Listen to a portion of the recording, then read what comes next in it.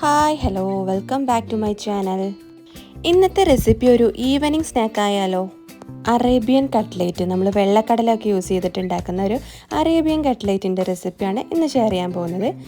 അപ്പോൾ അതിന് ഞാനിവിടെ വെള്ളക്കടല ഓവർനൈറ്റ് ഒന്ന് സോക്ക് ചെയ്ത് വെച്ചിട്ട് പിറ്റേ ദിവസം കഴുകി വൃത്തിയാക്കി ഒരു മിക്സിയുടെ ജാറിലേക്ക് ഇട്ട് കൊടുക്കുന്നുണ്ട്.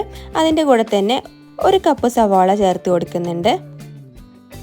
പിന്നെ 1/2 കപ്പ് ക്യാപ്സിക്കം ചെറുതായി കട്ട് ചെയ്ത് ഇതിലേക്ക് ഇട്ട് കൊടുക്കുന്നുണ്ട്. അതുപോലെ തന്നെ 1 കപ്പ് മല്ലിയില നമുക്ക് ഇതിലേക്ക് ഇട്ട് കൊടുക്കണം. പിന്നെ എരിവിന് ആവശ്യമായിട്ട് 2-3 പച്ചമുളക് ചെറുതായി കട്ട് ചെയ്ത് ഇട്ട് കൊടുക്കാം. ഇനി വേണ്ടത് കുറച്ച് കറിവേപ്പിലയാണ്. പിന്നെ നമുക്ക് 1/2 ടീസ്പൂൺ ജിഞ്ചർ ഗാർലിക് പേസ്റ്റും കൂടെ ചേർത്ത് കൊടുക്കാം. പിന്നെ 1/2 ടീസ്പൂൺ കുരുമുളക് പൊടി ചേർത്ത് കൊടുക്കുന്നുണ്ട്. അതുപോലെ തന്നെ 1/2 ടീസ്പൂൺ കാശ്മീരി ചില്ലിയും കൂടെ ചേർത്ത് കൊടുത്ത് ആവശ്യത്തിന് ഉപ്പും കൂടെ ആഡ് ചെയ്ത് നമുക്കിത് മിക്സിയിൽ നന്നായിട്ടൊന്ന് അരച്ചെടുക്കാം. അപ്പോൾ വെള്ളമൊന്നും ചേർക്കാതെ ഞാനിത് നന്നായിട്ട് തന്നെ അരച്ചെടുത്തിട്ടുണ്ട്. നല്ല ഫൈനായിട്ട് അരക്കണ്ട കേട്ടോ, ചെറിയ തരികളൊക്കെ ഉണ്ടാകുമ്പോൾ അത് കടിക്കാനൊരു രസമായിരിക്കും. അപ്പോൾ മുഴുവനും ഞാൻ അരച്ചെടുത്തിട്ടുണ്ട്. ഇനി നമുക്കിത് കുറച്ച് നേരം മാറ്റി വെക്കണം. ഒരു 5-6 മണിക്കൂറൊക്കെ റെസ്റ്റിന് വെച്ചാൽ ഇത് നല്ല സോഫ്റ്റായി കിട്ടും. അപ്പോൾ ഒരു 5-6 മണിക്കൂർ റെസ്റ്റിന് വെച്ച ശേഷം ചെറിയ ചെറിയ ബോൾസ് ആക്കി നമ്മൾ കട്ട്ലേറ്റിനൊക്കെ ചെയ്യുന്ന പോലെ ആ ഒരു ഷേപ്പിലാക്കി അധികം കട്ടിയില്ലാതെ ഒന്ന് പരത്തിയെടുക്കാം. എന്നിട്ട് ഇത് നമുക്ക് മാറ്റി വെക്കാം. അപ്പോൾ ഇതുപോലെ എല്ലാ ബോൾസും ഞാനൊന്ന് കട്ട്ലേറ്റിൻ്റെ ഷേപ്പിലാക്കി മാറ്റി വയ്ക്കുന്നുണ്ട്.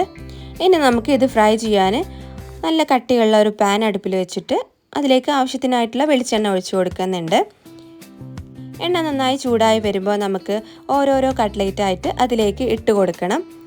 പിന്നെ ലോ ഫ്ലെയിമിലിട്ടിട്ട് വേണം ഇത് നന്നായി ഒന്ന് കുക്ക് ചെയ്തെടുക്കാൻ. കാരണം നമ്മൾ കടലയൊന്നും വേവിച്ചിട്ടല്ല ചേർത്തിട്ടുള്ളത്, പച്ചക്കടല തന്നെയാണ് ചേർത്തിട്ടുള്ളത്. അപ്പോൾ അതിന് കുക്കിംഗ് ടൈം കുറച്ചെടുക്കും. അപ്പോൾ അത് നന്നായി കുക്കായി കിട്ടാൻ വേണ്ടി ലോ ഫ്ലെയിമിലിട്ടിട്ട് നന്നായി ഒന്ന് കുക്ക് ചെയ്തെടുക്കുക. 2 സൈഡും തിരിച്ചും മറിച്ചും എടുത്ത് നമ്മൾ സാധാരണ ഫ്രൈ ചെയ്തെടുക്കുന്നത് പോലെ അത് നന്നായി ഒന്ന് ഫ്രൈ ചെയ്തെടുക്കാം.